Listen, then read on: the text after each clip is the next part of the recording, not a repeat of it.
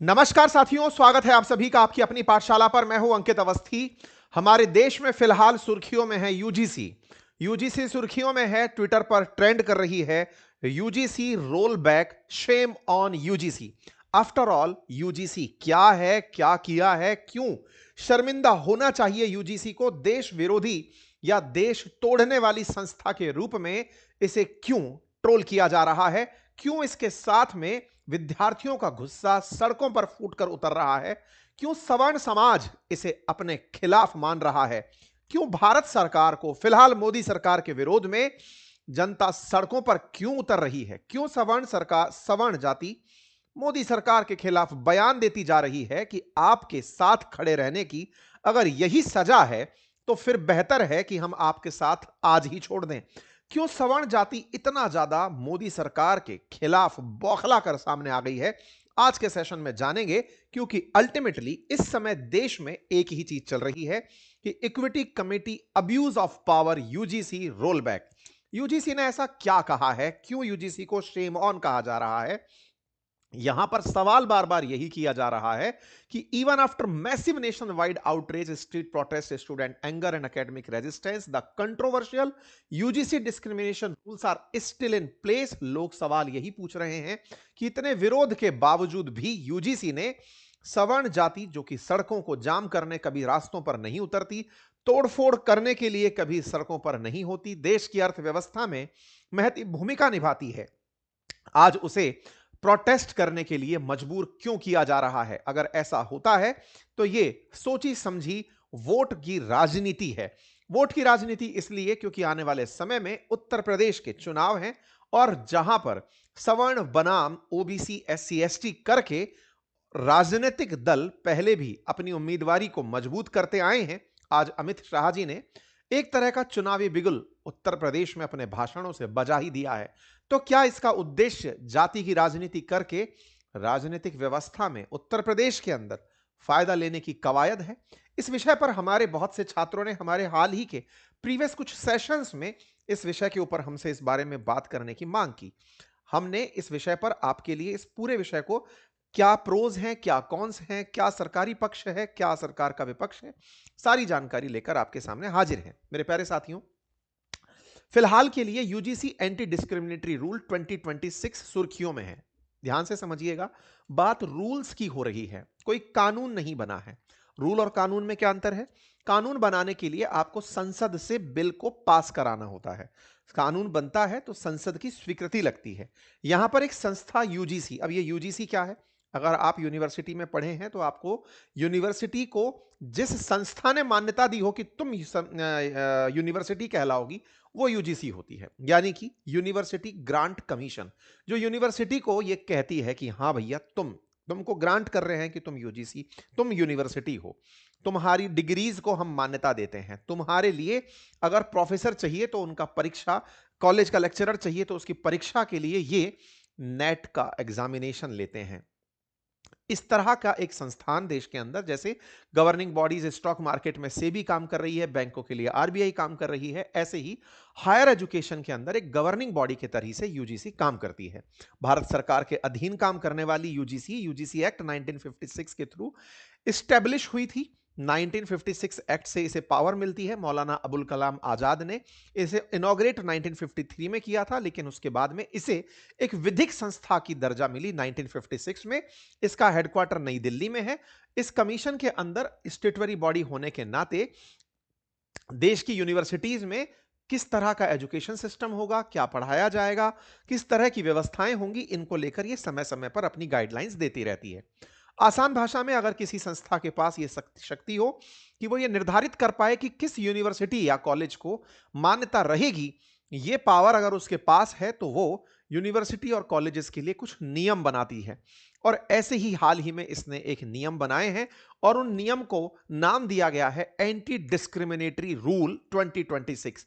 इसके नियमों की पालना ना करने पर क्या पनिशमेंट है वो पहले जान लीजिए। इसके नियमों की पालना ना करने पर कॉलेज बंद हो सकता है, उसकी मान्यता रद्द हो सकती है, यूनिवर्सिटी की मान्यता रद्द हो सकती है, या फिर जिन छात्रों पर आरोप है कि उन्होंने डिस्क्रिमिनेशन किया है, क्योंकि यहां पर एंटी डिस्क्रिमिनेशन रूल है।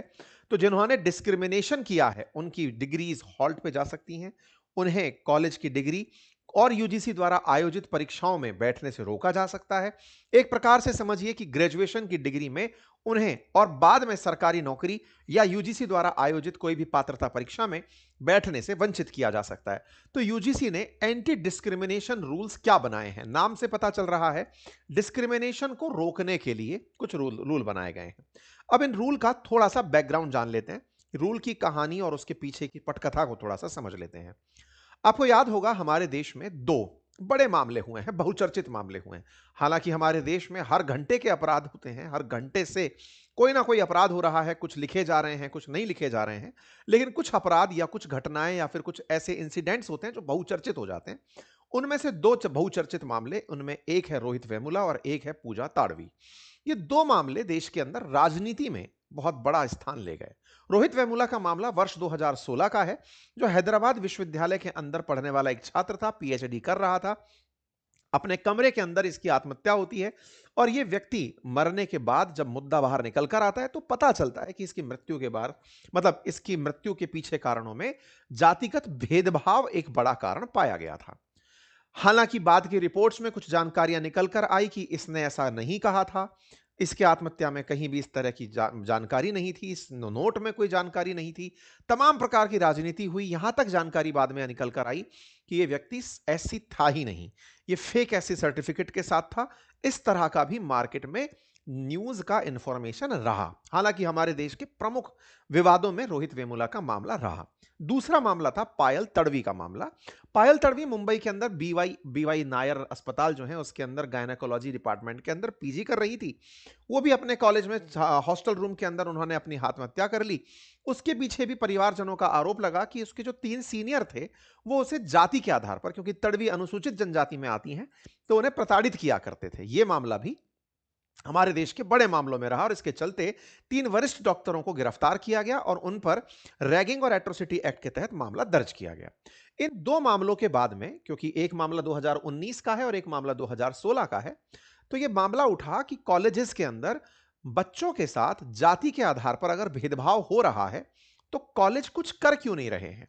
तो इसके लिए जिम्मेदार बॉडी यूजीसी से कहा गया कि आप कॉलेजेस के अंदर भेदभाव को दूर करने के लिए कुछ रूल्स क्यों नहीं बनाते। अगर कॉलेजेस में भेदभाव होता है तो उनको दूर करने के लिए कॉलेज में, ताकि अनुशासनात्मक स्तर पर कार्रवाई हो सके, लोगों को रोका जा सके, इसके लिए कोई कानून क्यों नहीं बनाते, कोई गाइडलाइंस क्यों नहीं बनाते। यूजीसी से डिमांड किया जाना शुरू हुआ।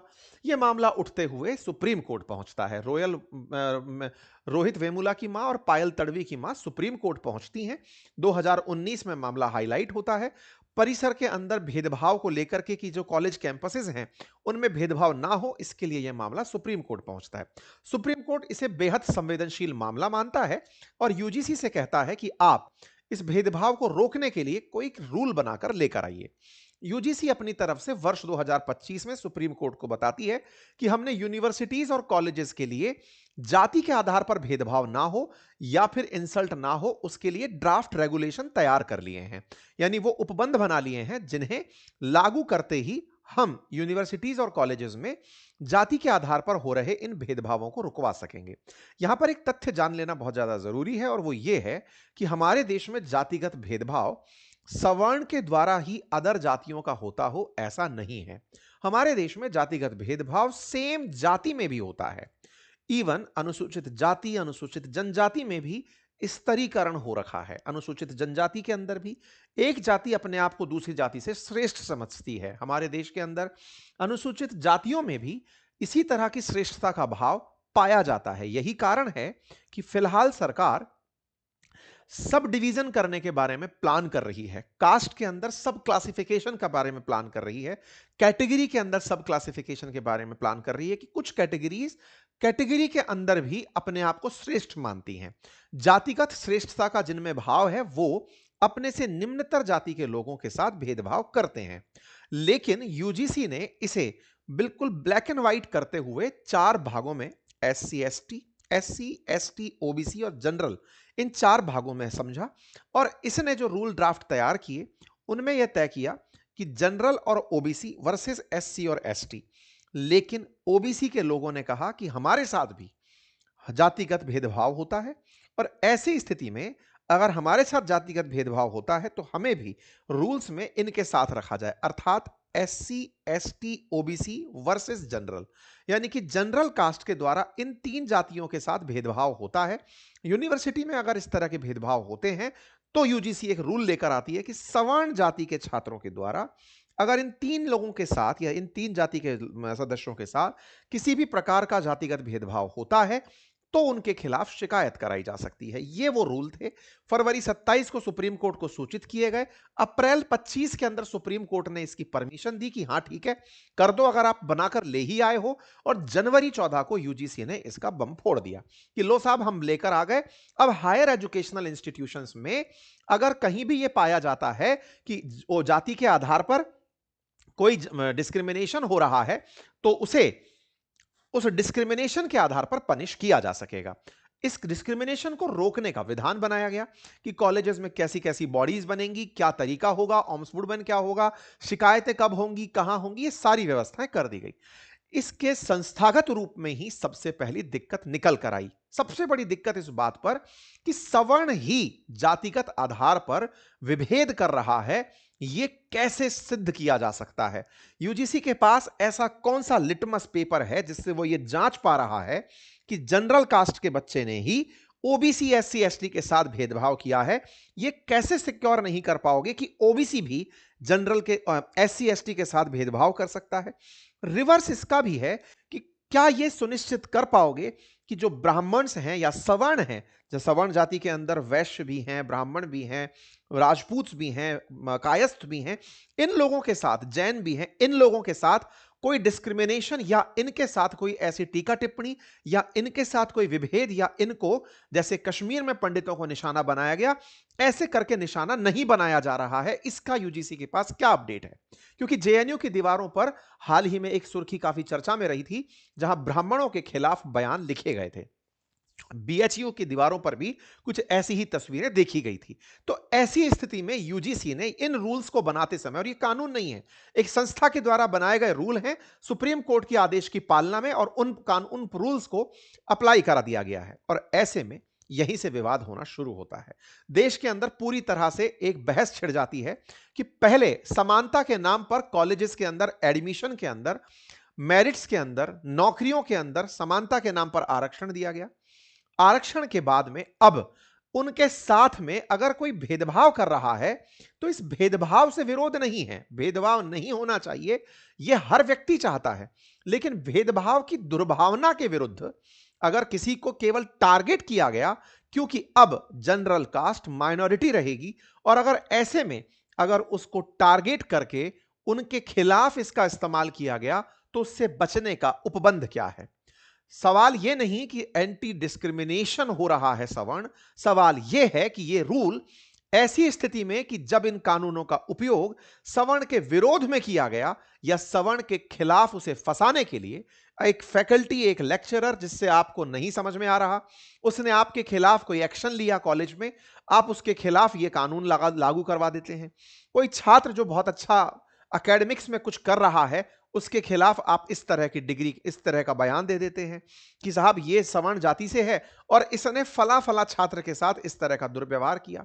यूजीसी के रूल में सवर्ण जाति के जो छात्र पढ़ रहे हैं या शिक्षक जो काम कर रहे हैं, कर्मचारी जो काम कर रहे हैं, उनके खिलाफ अगर इस रूल का उपयोग हुआ तो उस रूल से बचाव के लिए क्या दिया गया है?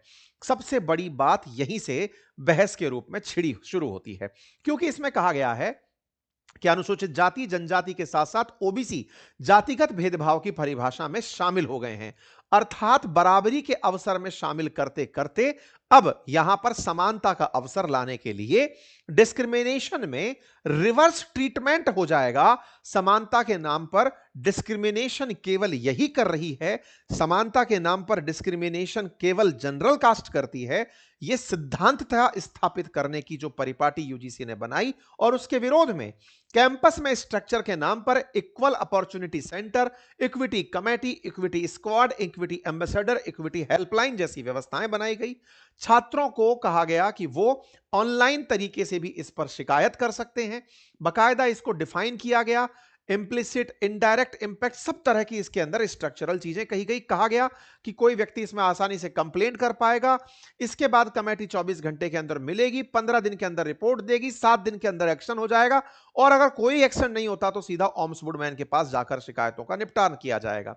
और अगर ये नॉन कंप्लायंस कर देती हैं यूनिवर्सिटीज, तो उन्हें यूजीसी की स्कीम से, डिग्री प्रोग्राम से, ऑनलाइन कोर्सेज से और इवन यूजीसी के रिकॉग्निशन से बार कर दिया जाएगा। यानी कि अगर कोई कॉलेज और यूनिवर्सिटी ये मानने से इनकार कर दे तो उन्हें इससे पूरी तरह बाहर कर दिया जाएगा। बवाल सारा यहीं पर है कि यहां समानता लाने के नाम पर पहले ही हमारे देश में इतने सारे संवैधानिक उपबंध हैं, कॉलेज में एडमिशन, नौकरी, और इनके साथ साथ अब समानता के नाम पर आप ओबीसी, एससी, एसटी साथ में अगर पढ़ रहे हैं और उस समय पर डिस्क्रिमिनेशन की अगर कोई झूठी शिकायत भी हो जाती है कि इसने जातिगत टिप्पणी की है, तो फिर आप उसका क्या बचाव देंगे। इसी के खिलाफ देश के अंदर, राजस्थान के अंदर 4 जातियों की तरफ से ब्राह्मण महासभा, कायस्थ महासभा, वैश्य संगठन और करणी सेना ने मिलकर समाज सर्व सवर्ण समाज समन्वय समिति S4 का गठन किया है और सरकार को अपनी तरफ से यह बात लिखकर दी है कि शिकायतकर्ता इक्विटी कमेटी की रिपोर्ट से अगर संतुष्ट नहीं होता तो वह कॉलेज के अंदर ऑम्बुड्समैन के पास जाकर अपील कर सकता है। अगर यह घटना टारगेटेड होने लगी और इस टारगेटेड घटना में इस तरह के उदाहरण कि ब्राह्मणों तुम्हारी कब्र खुदेगी, इस तरह के उदाहरण दिखने लगे या फिर सवर्ण समाज के खिलाफ बयान दिखने लगे, तो क्या करेंगे। जो कश्मीरी पंडितों के खिलाफ कश्मीर में हुआ, जेएनयू की दीवारों पर, बीएचयू की दीवारों पर जो लिखा दिखा, अगर ऐसी घटनाएं रिपीटेटिव होंगी तो फिर इसका क्या करोगे, बचाव क्या है। इसके चलते सवर्ण समाज, अच्छा सवर्ण समाज के साथ एक मुसीबत क्या है, यह हमेशा से, क्योंकि व्यापारी समूह रहा है, पढ़ा लिखा समूह रहा है, तो इनकी एक बायस हमेशा से रही बीजेपी के साथ। शुरुआत में बीजेपी के बारे में एक टैगलाइन हुआ करती थी कि ये सवर्ण की पार्टी है, सवर्ण समाज की पार्टी है। लेकिन बीजेपी आजकल, क्योंकि सवर्ण समाज तो ज्यादा स्मार्ट हो गया, नौकरी पा गया, धंधे में घुस गया, बढ़िया से उसको लग गया कि हाँ भाई विदेश भी जा सकते हैं, तमाम अपॉर्चुनिटीज पढ़ लिख करके निकल गया, तो सवर्ण समाज वोट बैंक नहीं बचा। बीजेपी को लगा कि सवर्ण के साथ लेकर के कौन सा चुनाव जीता जा सकता है, जातिगत राजनीति में ना घुसा जाए तब तक कैसे फायदा होगा। बस यही बात यहां पर अब लोग प्रतिक्रिया में दे रहे हैं कि आप अगर भाजपा को ये ग्रांटेड लेकर चल रहे हैं कि ये हमारा ग्रांटेड वोटर है सवर्ण समाज, और आप उसके वोट को काउंट, वैसे ये सवर्ण समाज को भी खुद से सोचने वाला प्रश्न है कि कहीं ये इस वजह से तो नहीं कि आपके वोट का असर कम हो गया हो। 140 करोड़ में से 43 करोड़ के आसपास हमारे देश के अंदर 1/3 आबादी लगभग सवर्ण समाज की है, लेकिन अगर उसके बावजूद भी इस तरह की घटनाएं केंद्र सरकार आसानी से कर पा रही है, 10 दिन बीत जाने के बाद भी कोई प्रतिक्रिया नहीं है, सरकार केवल इस बात को करके परीक्षण कर रही है, गेज गार के डाल डाल के देख रही है किसी को दुख रहा है कि नहीं दुख रहा है, तो एक बड़ा सवाल होता है। ऐसे में सरकार को आवश्यकता है कि यह तरीका, जिसके माध्यम से पहले भी एक मामला हुआ था, आपको शायद याद हो, एट्रोसिटी एक्ट पर सुप्रीम कोर्ट की गाइडलाइंस थी केंद्र सरकार को कि बहुत से झूठे मुकदमों में एससी एसटी वाद के अंदर लोगों को फंसाया जाता है। इस पर सुप्रीम कोर्ट ने कहा था कि कुछ ऐसा उपबंध करिए कि शिकायत की वेरिफिकेशन हो, उसके बाद में ही गिरफ्तारी हो। लेकिन उस मामले में एससी एसटी समाज जो है वो सड़कों पर उतर आया, सरकार दबाव में आई और दबाव में आकर के पुरानी वाली ही जो लाइनें थी वो लागू कर दी गई कि एससी एसटी अगर झूठे मुकदमे भी लगाते हैं तो फिर गिरफ्तारी तय की जानी चाहिए। अर्थात दबाव की राजनीति अगर प्रेशर ग्रुप बनकर जातीय समूह करने लगे तो ये देश ये भूल जाए कि ये तरक्की की राह के लिए आगे सोच रहा है कि अमेरिका ने हमारे साथ क्या कर दिया, चाइना हमारी जमीन दबाकर बैठ गया, पाकिस्तान ने हमारे इतने राफेल गिरा दिए। ये जो खबरें हैं ये खबरें केवल फिर खबरें ही रह जाएंगी, क्योंकि देश में अगर जाति के आधार पर ही लड़ने की व्यवस्था शुरू हो गई और कॉलेज के स्तर पर जहां पे लोग एक साथ रहना सीखते हैं, अगर आप उन्हें एक दूसरे के खिलाफ इस तरह का बीज डालकर पहले से भेजेंगे कि सुनो अगर ये लड़का टॉपर है और ये सवर्ण जाति से आता है, सुनो इसको 2 मिनट में गिरा सकते हैं। बोले तरीका क्या है, बोले जाओ बस शिकायत कर दो, वो इक्विटी कमेटी घूम रही है, वो 4 लड़के घूम रहे हैं, उनको बता दो कि साहब ऐसा ऐसा हुआ है, वो कर देंगे। और राज्य के आपको पता है यूनिवर्सिटीज के अंदर भी आजकल इलेक्शंस होते हैं और ऐसे में इलेक्शन के अंदर गुटबाजी होना शुरू हो जाएगी और ऐसे में फिर टारगेट करके लोगों के खिलाफ इसकी दुरुपयोग किया जाएगा। इसी के चलते समाज के कई सदस्यों के द्वारा इसका विरोध किया गया, करणी सेना के द्वारा, फिर सरकार की तरफ से निशिकांत दुबे जी, हालांकि सरकारी पक्ष तो नहीं रख रहे थे, अपना पक्ष रखते हुए आए कि ये वही सरकार है जिसने 10% ईडब्ल्यूएस का आरक्षण दिया था। तो 10% का आरक्षण गिना करके आज के कृत्य को ठीक ठहराने वाले सरकार के जो नुमाइंदे हैं, इनको जनता ने खूब बढ़िया से ट्रोल किया।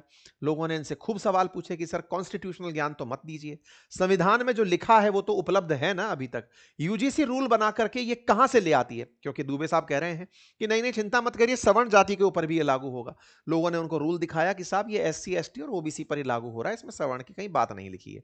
इस तरीके से मिथ्या धारणा फैलाकर आप घटना को ना गुमराह करें।